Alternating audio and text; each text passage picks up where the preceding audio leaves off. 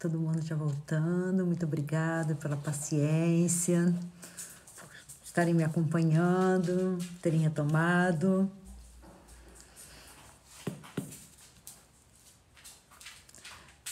Vou aguardar só mais um minuto e aí a gente retorna.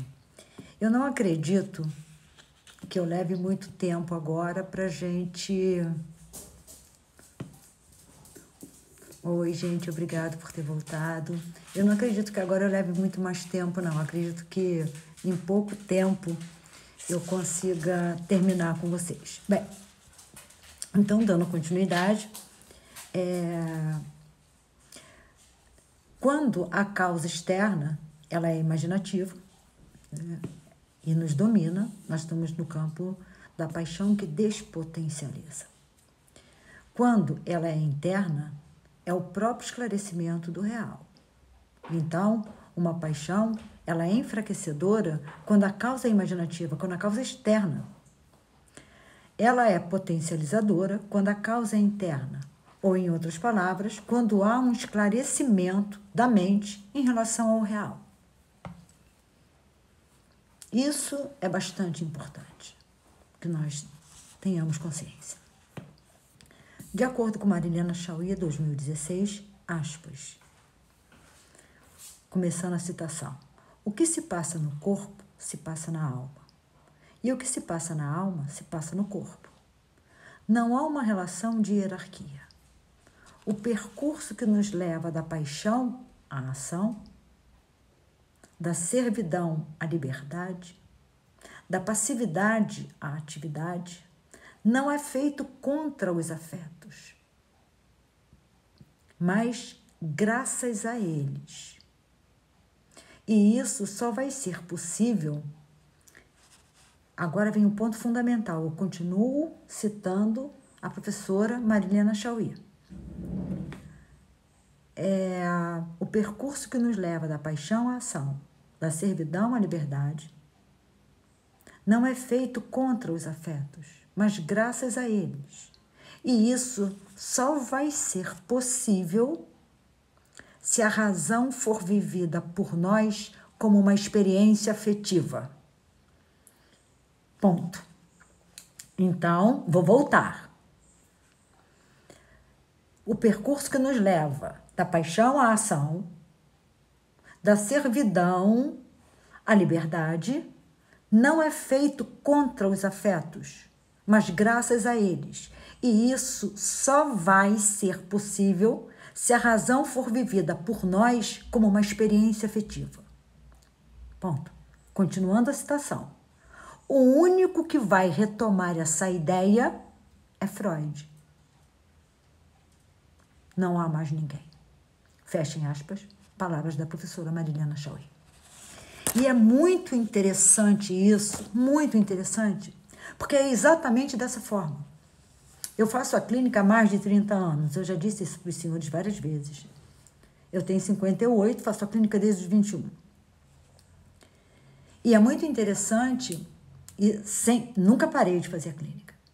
E é muito interessante que às vezes o paciente fala assim, tá, conscientemente eu sei disso, mas isso não muda a minha vida.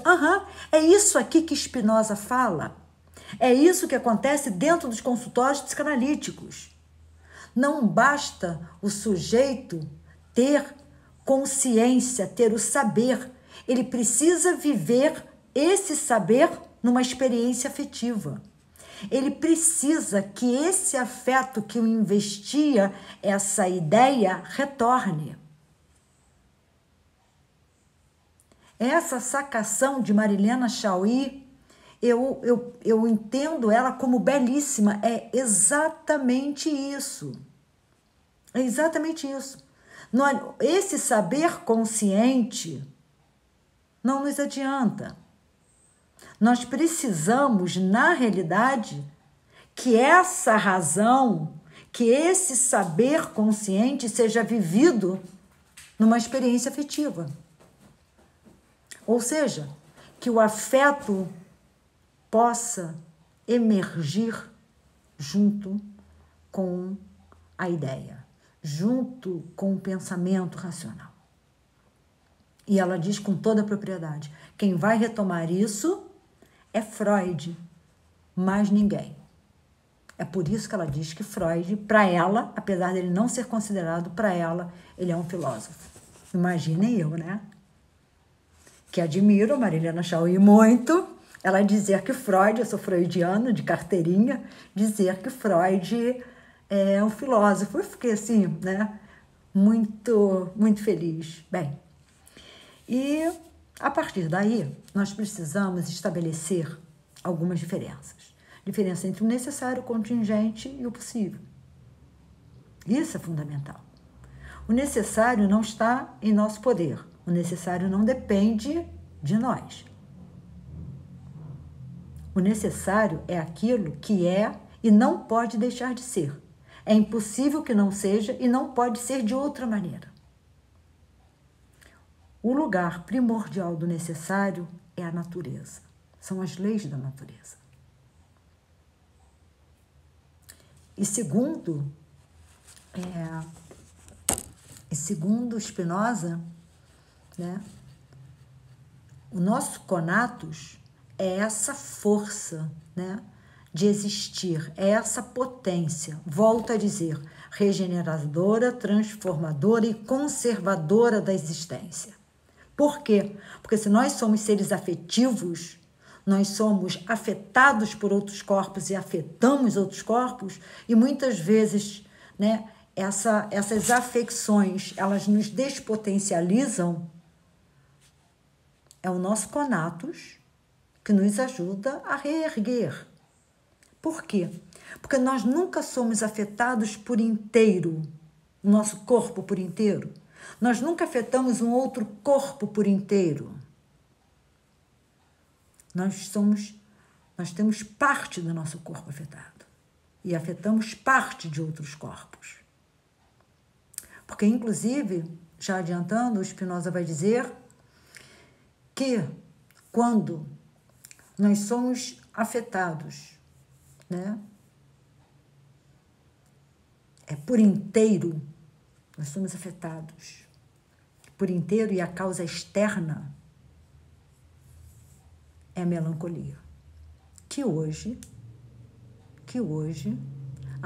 pode pesquisar, Verônica, você vai gostar, é muito bom, é muito bom. É muito lindo esse conceito em Spinoza.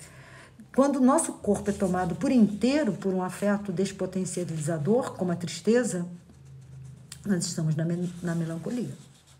Quando o nosso corpo é tomado por inteiro por esse sentimento de aumento de potência, que é a alegria, nós estamos no autocontentamento, né? É o máximo da liberdade. É muito interessante isso, mas vamos devagar. O contingente, nós não temos nenhum poder sobre ele. É o acaso. Ele existe. Freud diz que o acaso existe muito menos do que o que a gente imagina. Eu sou freudiana, eu concordo com isso. Mas eu não posso negar que o acaso existe. Eu não posso negar isso. Mas nós não temos nenhum poder sobre ele. Eu, Virgínia Ferreira, vou jogar bingo. Bingo é acaso. Acaso. Eu posso ganhar ou não. Não tem uma estratégia. Um jogo de xadrez não é acaso. Então, na realidade, o acaso ele existe, mas existe menos do que a gente imagina. O possível é aquilo que pode ou não ser como é. Pode ou não acontecer.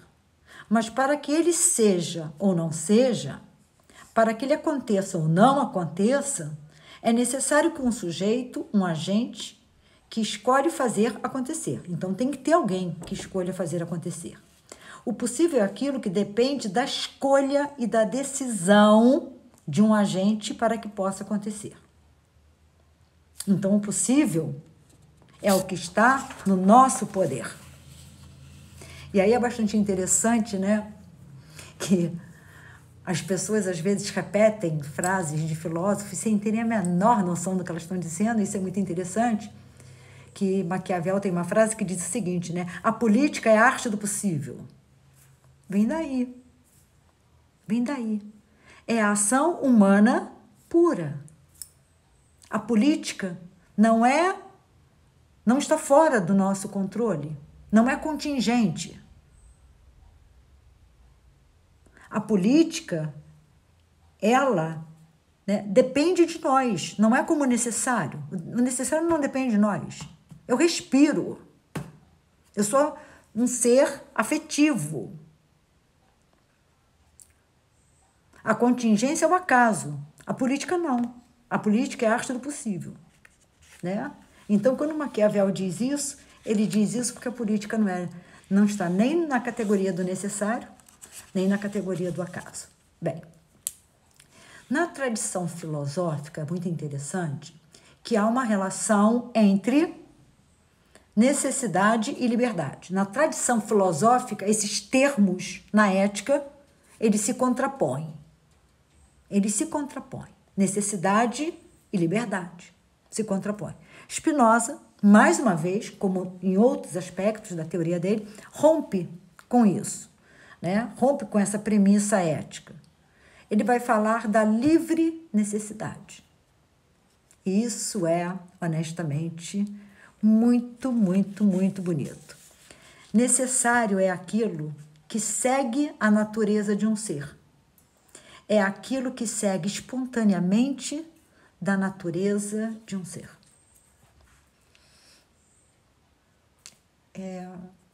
Tem um filósofo chamado Albert Camus,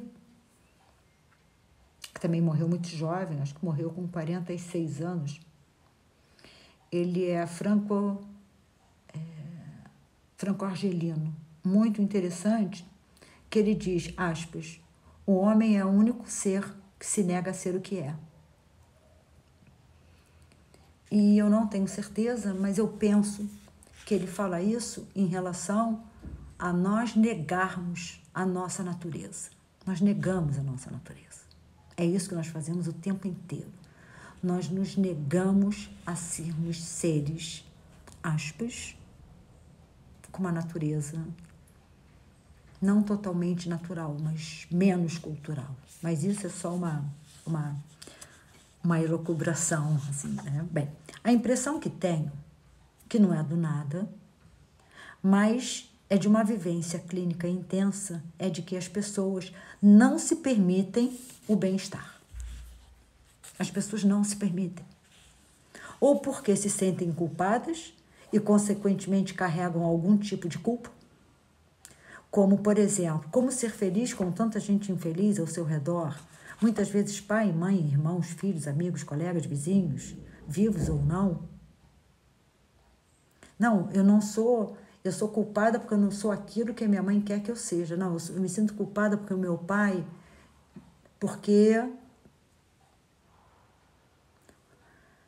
ou porque estão inundados por lutos que ainda não foram inaugurados, ou se inauguraram, ainda não conseguiram sair dele. Eu digo que há dois sentimentos que maltratam em demasia o sujeito. Um é a culpa.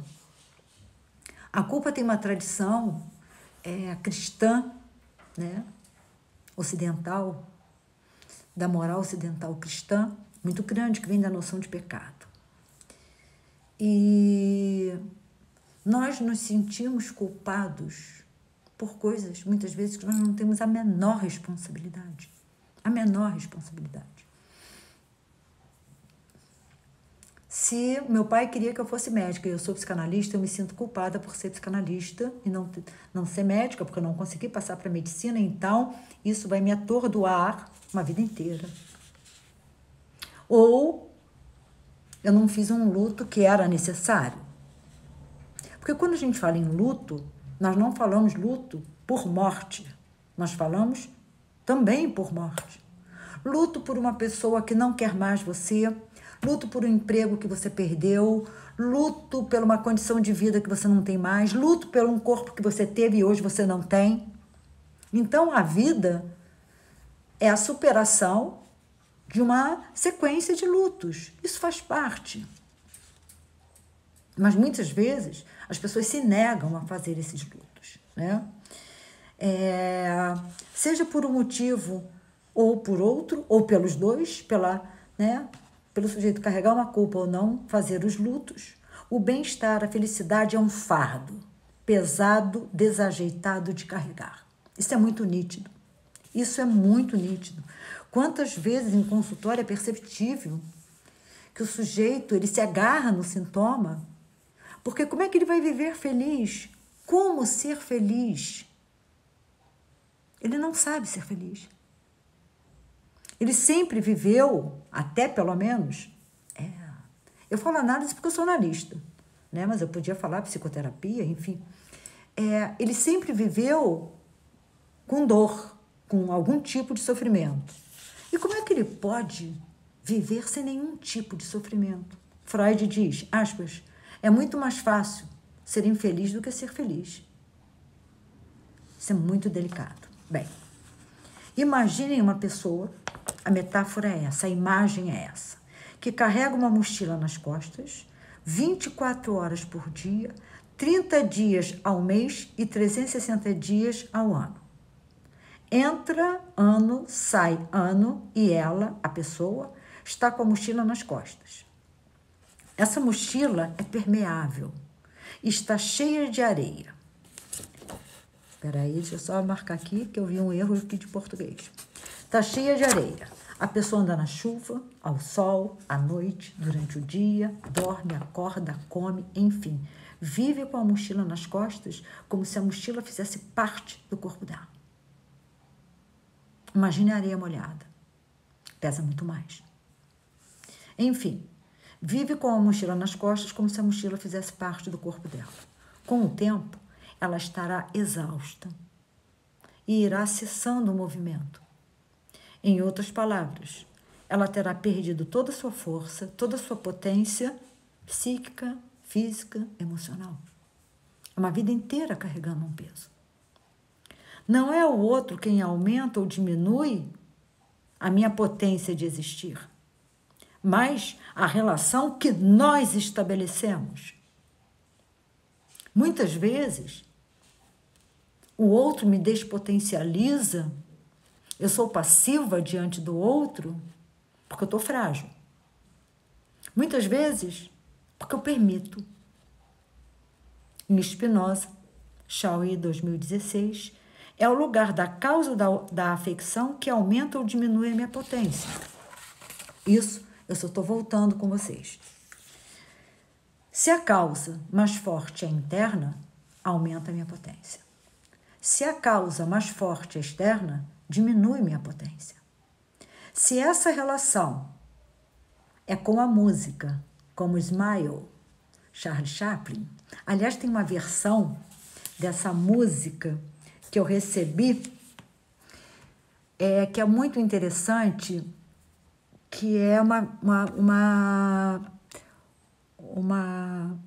um grupo que eu não conhecia, chamado Madalena. Eles pegaram Smile, do Charlie Chaplin, em 1936, e fizeram um mix com o Bêbado e o Equilibrista. E eles cantam só um trecho em português, depois eles cantam em italiano, belíssimo. A moça da banda, ela tem um italiano muito bom, ela fala muito bem o italiano. Depois é cantado em inglês, em espanhol, e depois eles voltam para o português. É muito interessante, muito interessante. É uma coisa boa, né? Alta astral, que potencializa a gente. Bem, então, se essa relação é com a música, como Smile, de Charlie Chaplin, com um literato do final do século XVIII e início do século XIX, Goethe, né? Fausto, ou Os Sofrimentos do Jovem Werther, não importa, se é com um filósofo do século XVII, aí eu estou falando de Spinoza, enfim, aumenta a minha potência. Então, tudo isso que eu acabei de citar, né? O bem-estar dos animais, tudo isso aumenta a minha potência, a minha alegria, né? Me faz livre. Digo nós, porque uma relação, para se estabelecer com o outro, precisa, pelo menos, que o outro aceite. Só que quando eu me relaciono com Smile, com Goethe, com Spinoza, é diferente. É diferente e é diferente porque... vocês continuam me ouvindo? Gente, vocês continuam me ouvindo?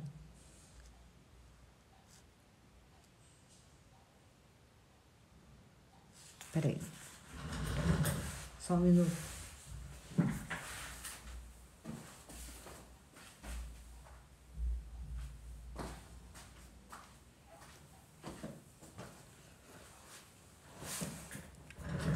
Voltei.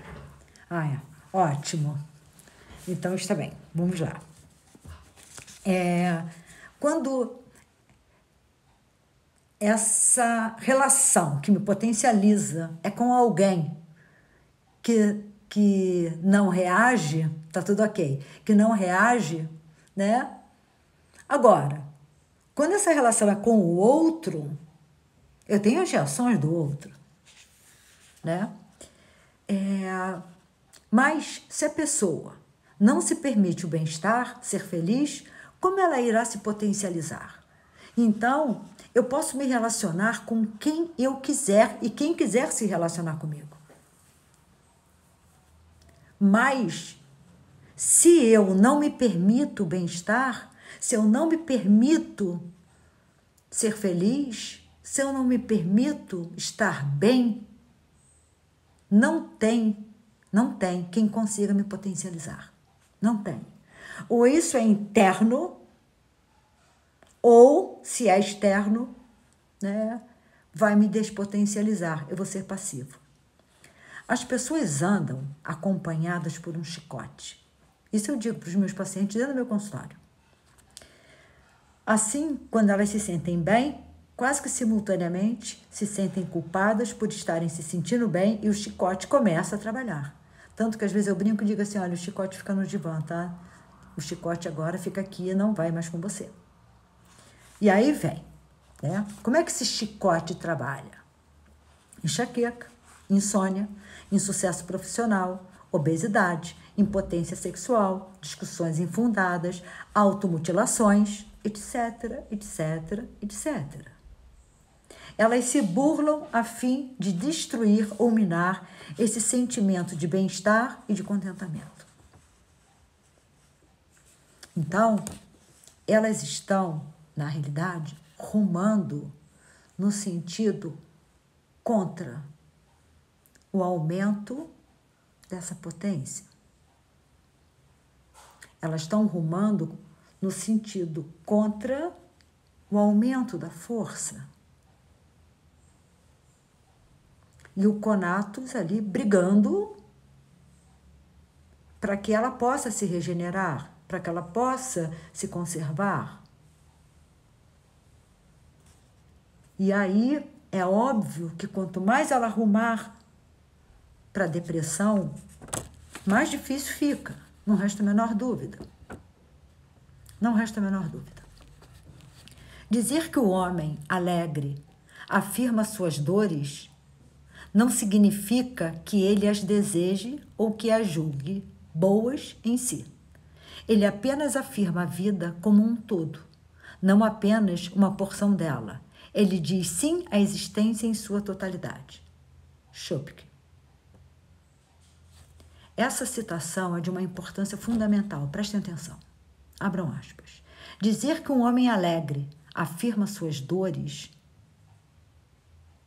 não significa que ele as deseje ou que as julgue boas em si. Ele apenas afirma a vida como um todo. Afirmar a vida como um todo é viver tanto os afetos que te compõem, que te potencializam, como aqueles afetos que te enfraquecem. A questão é você saber lidar com eles. A questão é você ter força, ter vontade, ter querer de sair da vida imaginativa e fazer o esclarecimento do real. Bem, então, ele apenas afirma a vida como um todo, não apenas uma porção dela. Ele diz sim à existência em sua totalidade. Chopik 2020, página 81. Então, eu dizer sim à vida é eu dizer sim à alegria e à tristeza, ao medo e à coragem, ao amor e ao ódio, e vivê-los. É simples assim. É simples assim. Mas a situação, ela fica muito difícil, quando nós buscamos, pensamos que estamos buscando a alegria e estamos, na realidade, buscando a tristeza. Nós nos enganamos. É aí que nós voltamos lá na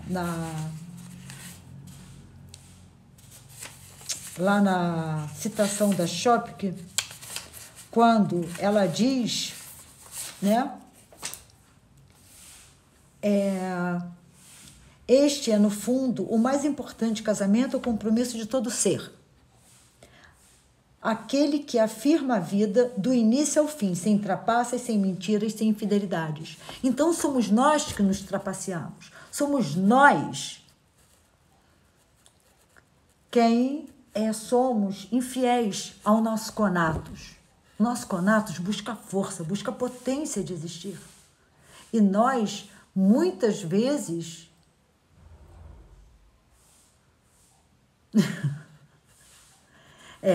Muitas vezes, nós é que lutamos contra a nossa natureza. Vejam, lutar contra a nossa natureza é buscar nos despotencializar, é permitir que a gente continue se enganando.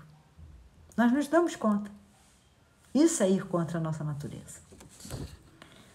Sou bem freudiana e flerto com Nietzsche. O que é felicidade? Não é a simples ausência de infelicidade. Freud diz isso. As pessoas se sentem felizes quando elas não são infelizes. E isso não é felicidade. Felicidade é o amor. E o que é o amor? É a alegria. E o que é a alegria? É o amor pela vida. Isso é que é o amor. Né? Isso que é a alegria, é o amor pela vida. E a depressão? É a total ausência de alegria. É a total ausência de amor pela vida. Freud diz: quem ama, sofre. Quem não ama, adoece. Então, eu desejo a todos que nós possamos permitir que a nossa natureza haja, né? Que a nossa natureza entre em ação. Que o nosso conatos, essa nossa força, essa nossa potência de existir e agir, possa agir. E que a gente não fique nos burlando, mentindo para a gente mesmo, lutando contra a nossa própria natureza. Ser alegre é amar a vida. Isso é alegria. Alegria é o amor. Então, eu desejo a todos um bom final de noite. Peço desculpas por ter passado do tempo, isso não é muito comum, mas também não é tão raro de acontecer. E na próxima segunda estaremos juntos novamente. O tema eu ainda não pensei, mas tão logo eu pense, eu coloco para vocês. Para aqueles que não sabem, o texto da live de hoje e o vídeo ambos, o texto e o vídeo, vão para o meu blog, ou para o meu site, Profa, P-R-O-F-A, Virgínia Ferreira, tudo junto, .wordpress.com. Ou, muito obrigada, gente. Ou o site é profavirginiaferreira.com.br, tá?